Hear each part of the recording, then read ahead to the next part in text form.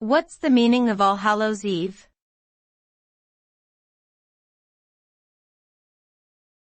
All Hallows' Eve.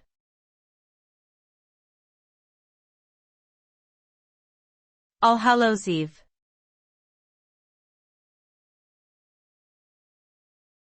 All Hallows' Eve.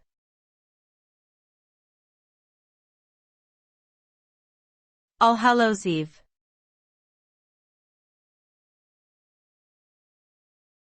All Hallows' Eve.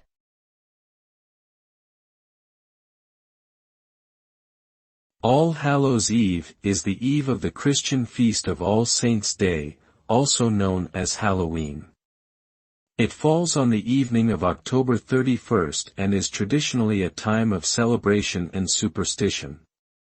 The name Halloween comes from an Old English phrase meaning hallowed evening, as this was a time to remember the dead and honor the saints.